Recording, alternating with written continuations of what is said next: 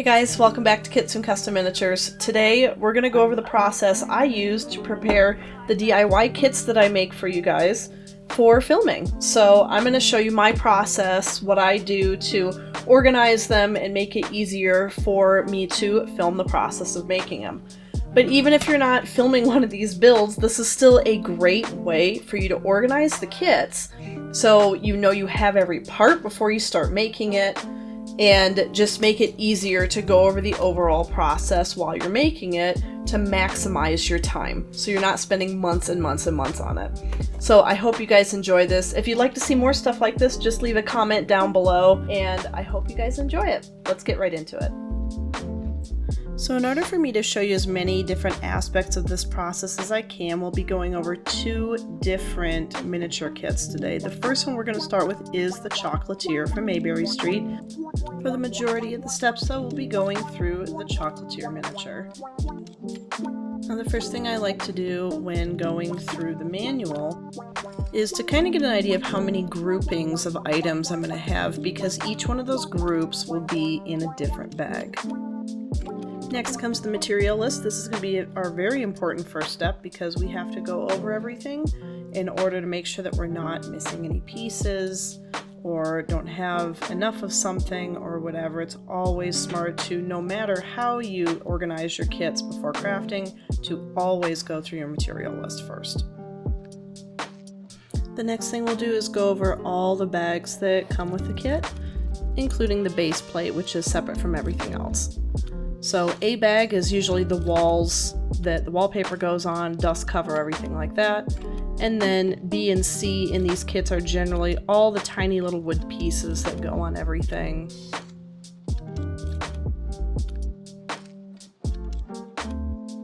And then starting with E, a lot of times these kits, especially the bigger ones, will be smaller parts, fabrics, beads, flower pieces, anything like that.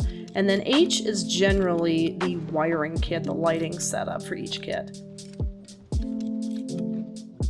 The next thing I do when I am organizing these kits is I like to iron out any of the fabric that's included and the paper that's included for all the different glue-on pieces.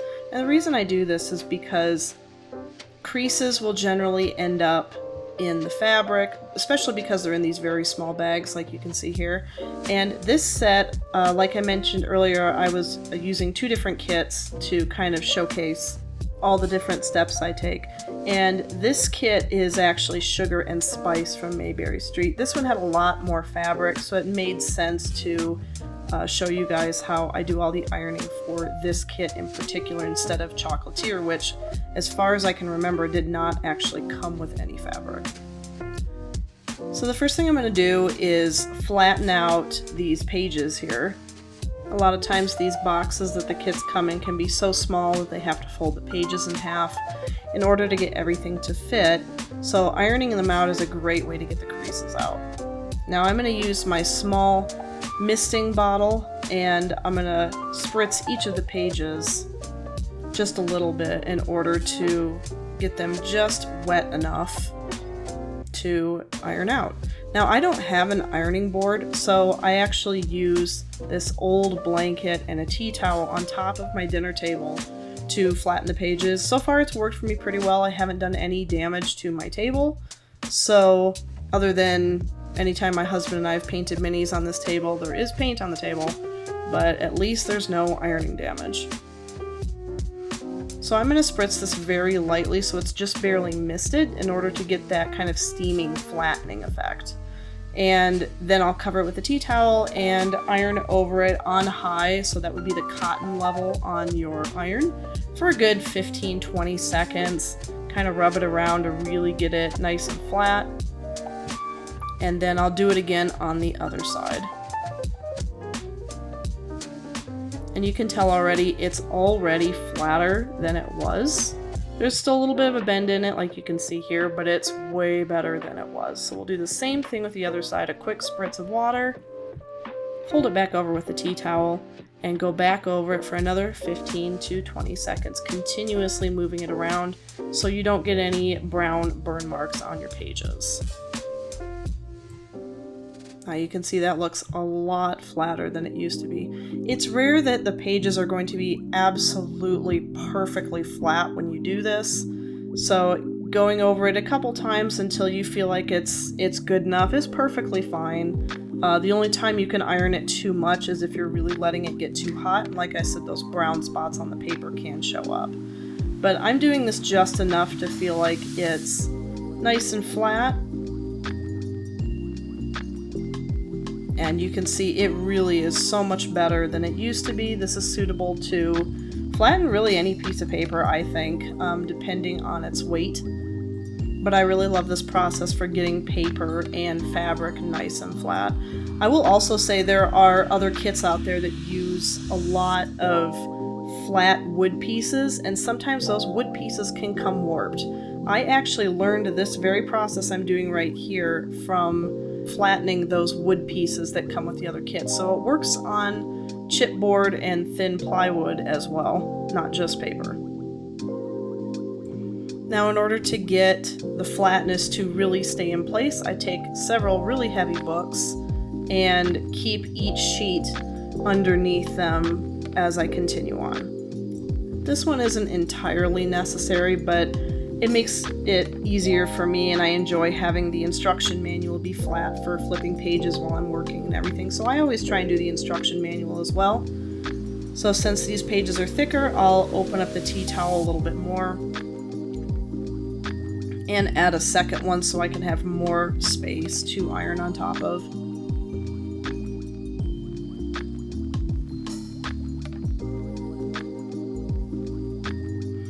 Then I'll open up the manual on the staples, lay it flat, spritz it a little bit, and iron it out.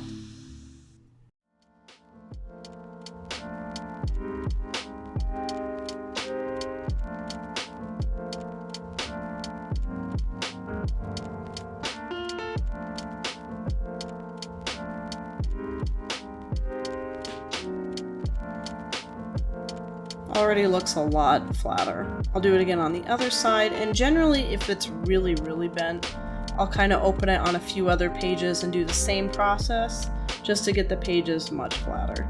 Like I said, you don't have to do this step, but if you value having a nice flat manual while you're working on your project, or keeping it open on a recipe book holder, which is what I usually use, and be careful, it will be hot.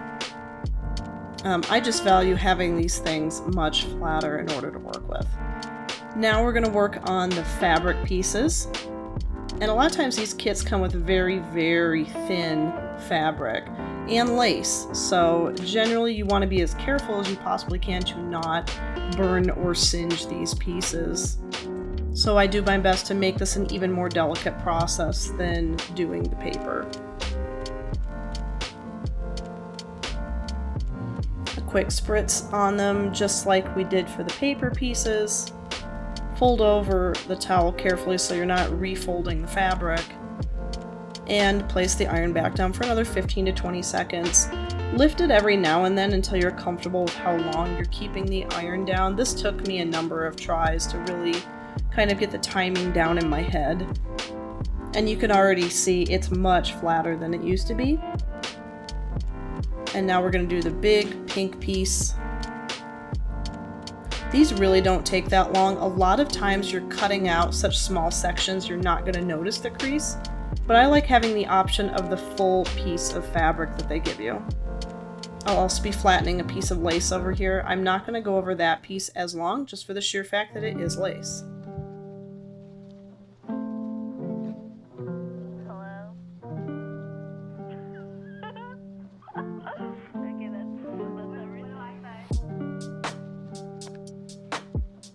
And now after I've gone over that at least once or twice, you can see that pink fabric is perfectly flat. No creases, no wrinkles. And one thing I've noticed is you generally don't have to keep fabrics like this underweight, like you do the paper, in order to keep them flat. You can if you'd like to, if it's going to be a while before you start working on your project, if they do start wrinkling up again. But I've never really noticed that I need to redo this process with the fabric at any time after I do it.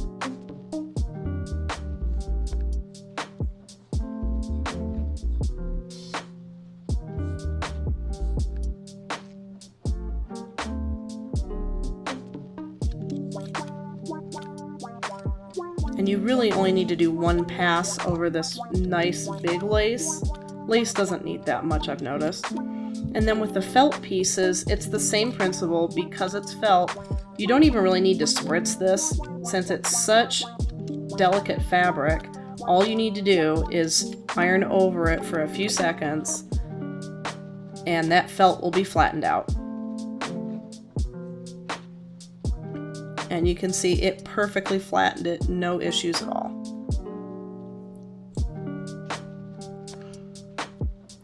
Since it's been a good half hour, I'll take the papers from underneath the book since I'm ready to put this kit together. And that's all you really need to do to get your papers and your fabric ready for your project. Before we get into the sectioning and organizing of all the items for the project, I wanted to showcase the little bags that I use to organize everything. I will have a link in the description down below of where I got these bags. But these have been a huge help to me when organizing everything. These little bags you can get off of Amazon. They come in a variety of different sizes. The smallest one that I like to use for tiny little jewelry pieces is the 1.5 by 2.3 inches. And they can go all the way up to 3 or 4 inches by 5 or 6 inches. These are the itty bitty tiny ones I like to use for jewelry pieces or beads. It makes it really easy to keep super small parts together, all the way up to size 4, which is great for the bigger wooden pieces. It also comes with a sheet of stickers if you like to label them yourself, but for me personally, I really like to use my thermal printer. This I got off at Temu. Again, I'll have a link in the description because you can get them for about the same price on Amazon. This just makes it so much easier to label and organize things exactly the way you want to for your project. Next, I'm going to go over what I like to do with each bag in a kit. I want to make sure that every piece is in here. So while I'm emptying this out and kind of going over everything, I am simultaneously checking the materials sheet that I showed earlier that says everything that's in a kit. So I kind of go through. This is a mixed parts bag, and it's easy to pick them apart and say, oh yeah, these are fence pieces, those are wheels. It's easier to separate these pieces without too much effort. So you can just kind of go through, group them together, separate them by what they look like, and then check it against the materials list to know for sure that you have everything on the list.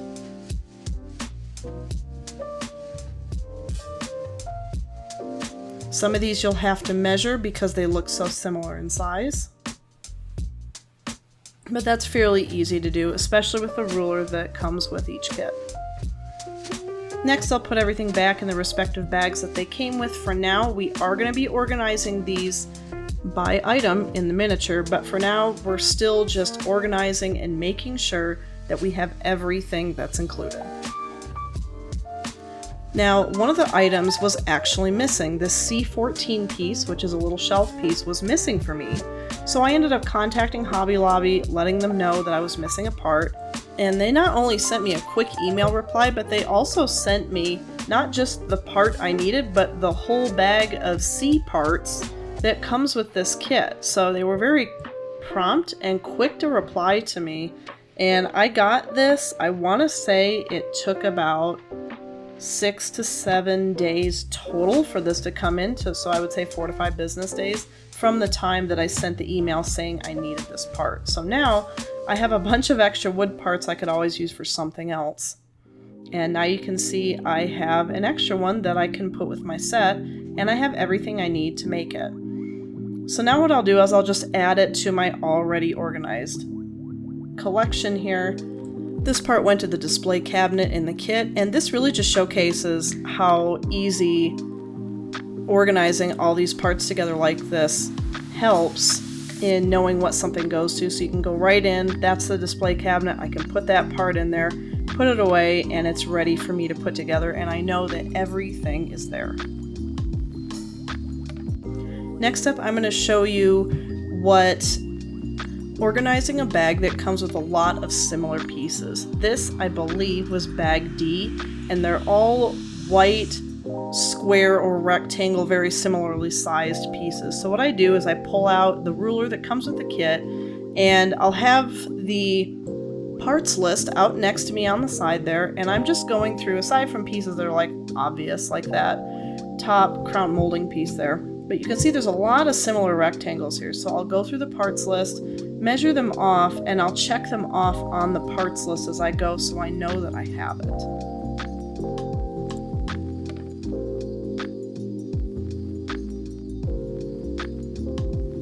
The next one that we're organizing, and my favorite one to organize, is the beads and jewelry and tiny parts bag. This one's always fun to do because it involves a lot of color, different items, sparkly, shiny things. It's always my favorite to go through. So all I do is I just separate them. I use the tweezers to make it easier so I'm not fumbling with them. And then I use those itty bitty little jewelry bags that I showed you earlier, and I'm just taking these and putting all the tiny bits into this one little bag. Now, a lot of times you can see this is all from bag G, and they'll toss all these tiny little beads in with bigger parts and fabric and everything like that. So I like to take these out, make sure I have everything that should be included in the set, separate them into this smaller bag, and then I'll put this small bag of beads back into bag G. So when I'm ready to section everything, I can pull this bag out, I can get to it quickly and not be fumbling around and hopefully not dropping them on the floor because of it.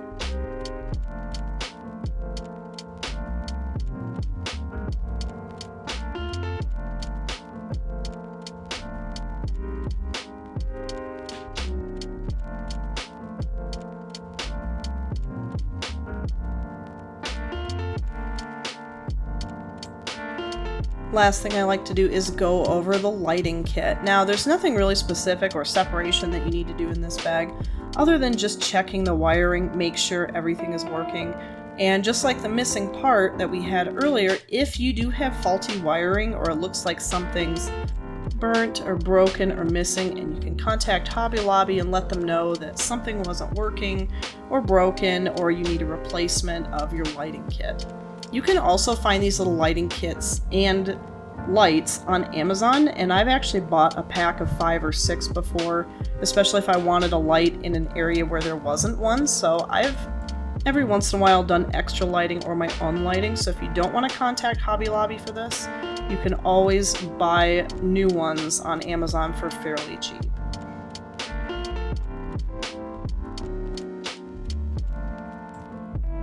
The next step that I like to take when I have a bag of really similar items is actually numbering them. Now, we know that we have all these parts and that we have every material that we need, but how are we going to differentiate from them when we're actually putting the miniature together? So my favorite thing to do is I know what each part is and they have a number, so I'll actually number them myself on a side that's generally going to be glued and not be seen. So I'll go through, that's a really bad 5 by the way, and I'll number everything off so I know when I'm going through the kit and it says you use a piece of 8 and 6, I know that those two right there are 8 and 6. And that's just a really easy way for me to get even faster when I'm putting this set together. This here is the parts for the bookcase. So now when I put the bookcase together, I know that each part has their own number and be able to reference quickly which one is where, without going over with my ruler again and again to make sure I'm doing the right thing. Now it's actually labeled correctly. This last part I wanted to showcase what you can do when you get a bunch of wire in a kit like this that goes towards many different things. So what I like to do is I'll pull it out, and you can use nylon pliers to flatten them. I do have some now, but at the time I made this video I didn't have a good pair that I liked. But you can always flatten the wire with nylon pliers, or you can roll it along your mat to flatten it as much as you can. And then what I like to do is, according to each item in the manual, it tells you how much wire you need for each item in the miniature. So this is an easy way to just kind of measure everything out. This needs 2 brass door handles, I'll say. So I'm just cutting these off and putting them in the bag. You don't have to get this detail with this if you don't want to. If you just want to section the bigger items for later, that's perfectly fine. So you can do this process while you're making it. I know a lot of people do that. So this is just for me. Like I said, it makes it easier when I'm filming these, so you don't necessarily have to do the step, but for me this makes it a whole lot simpler. Now we've got a couple extra things that go in here. These are just simple pieces of paper of things that are going to get cut and put together on this cabinet. So I just like to keep them with the cabinet itself, so I know these are going directly on it, while all the other items are going to go in their own bags. For now, I'm just putting the thick wire away until I need to section it off again. And I'm going to make a label like the way I showed you earlier with the app that this comes with. And I absolutely love these thermal printers. They make it so easy to print off your own labels, make your own, add not just text but images and little clip arts and everything like that. I'm not in any way sponsored by Foamimo, the brand that makes these, but I just absolutely love them, and I wanted to showcase how easy it is to make these little strip labels for these bags.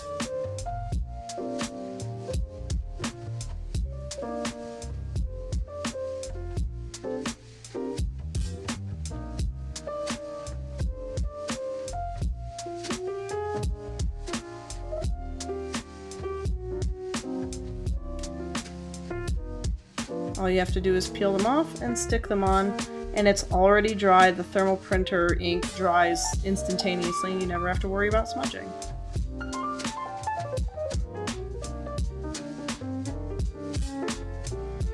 So just so you guys can see, this is the D30 model of the Foamimo Smart Mini Label Maker, and I use their Printmaster app. There's another app too that's actually called Foamimo, but the D30 specifically uses the Printmaster app.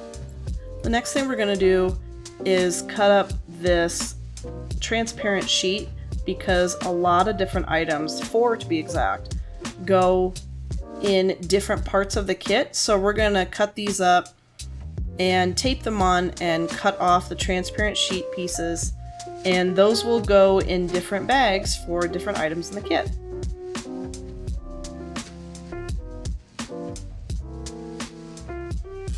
So clearly you can see this whole thing is not going to fit on there, so I had to cut off the excess, and then I'm just lightly taping these in place with just simple clear Scotch tape.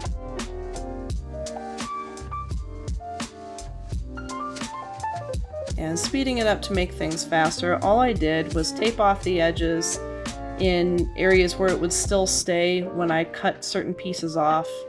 And this tape that I'm using, this clear tape, I've had it forever, and it's just really easy to come off of plastic whenever I need it to. So then I just cut into it. I use the ruler that came with the kit. You can also use hard-edged rulers or a level or anything else that's straight, so you can cut straight lines when getting these off.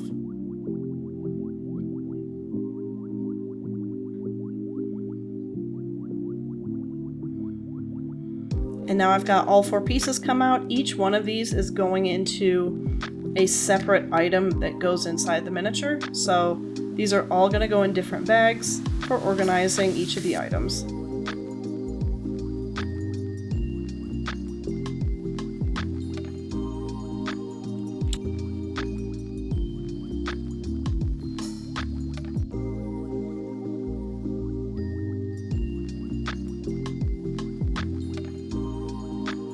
The next part I wanted to showcase is how these separated baggies actually look after I actually put everything together. So this whole set here is just for the display cabinet. I saw that one bag actually said display cabinet. But these other very small bags are individual items with their own title in the manual that go inside the display cabinet. So I like to section them out and put them all inside the display cabinet bag, so I know that I have every part I need for the display cabinet. You don't have to go this detailed with it, but like I said before, this is the easiest way for me to film these. And you can see here that is the cabinet that I mentioned earlier with all the particular items like the gift box there that go on that cabinet itself.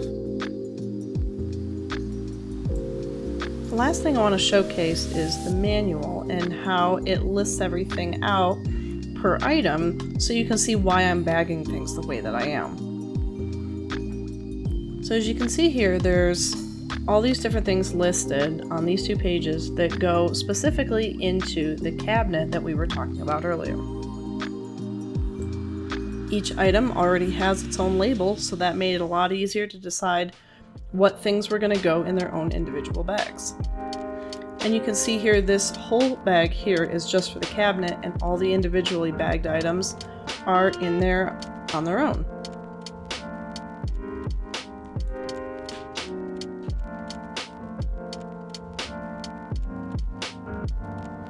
Like for the gift box here, you can see that has its own bag. So I put all the individual items for the gift box in that bag. Then for the chocolate sauce up here, that had a bunch of little items, so that went in its own bag as well. Now for chocolates A and B, these were just simple pieces of paper. But in order to keep them together, I just put them in their own little Ziploc baggie. You don't have to get this detailed with it, but for me in filming, it just made it that much easier. Then we have the circular gift box and the chocolate cup. The chocolate cup was also just a piece of paper, so it got its own bag, but the circular gift box had a few extra items with it, like ribbon, so those all went in their own bag. The gift box also had ribbon and a few other items that went with it, so those also got their own little bag that you can see over here. And then everything just goes together inside the cabinet bag.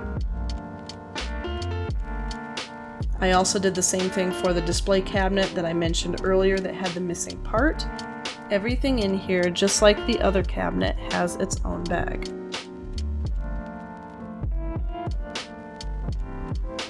You can see this one right here is just the display cabinet, so that gets its own bag. The chocolate cake was just a piece of paper and a couple little beads, so that went in its own bag. Chocolate C was its own bag. I really didn't have to put this in a bag, but I was on autopilot and it ended up in a bag, so that's where it went. Chocolate biscuit was also just a piece of paper. Again, don't have to be this detailed. I could have just shoved these 2 in the display cabinet bag, but I ended up giving them their own title and bag. Chocolate platter had several very small pieces. Those got its own bag. Chocolate lollipop is the same way.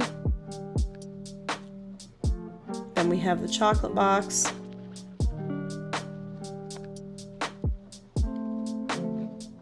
And the little flag that goes on the front. This was just a piece of paper to cut out and some string.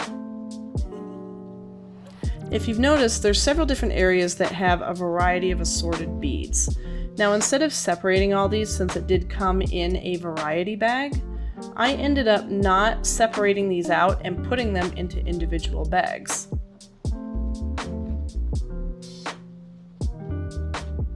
Instead, I gave them their own bag and put on the label where all these beads were going in the kit, so I could just pull them out when I needed to, instead of separating them all beforehand and then possibly not having the right color I needed when I needed it.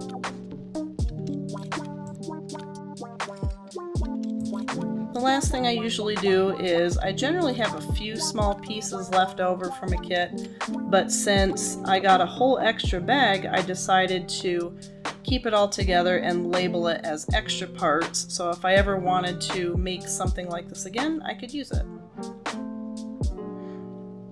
Now we've got all the individual bags that I put together and separated and organized for each thing in this miniature.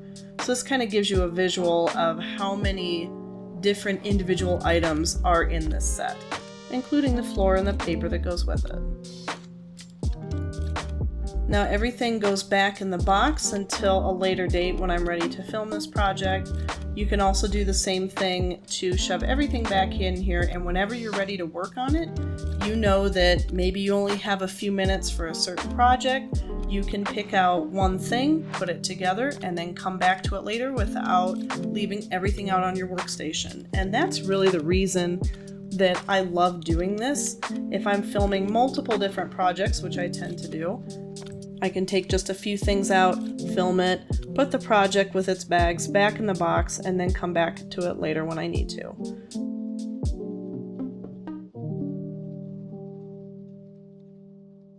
and then everything gets folded up and put back into the box.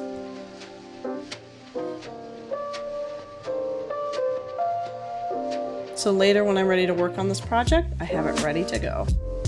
One last thing I just wanted to show is that I forgot to put in the manual and the material sheet that I usually stick in the back, so if you ever need to reference it, it is right there. So generally I don't close this box, I keep it open until I know I'm done with it. Again, just for me another visual aid to know I still have something I need to work on. I hope this helped you guys on your mini making journey. I love doing stuff like this, so if you would like to see more content like this in the future, just hit that like and subscribe down below, and I will continue to make miniature content, DIY sets, and other fun tutorial videos. So I hope you guys had fun today, and I'll see you in the next one. Bye!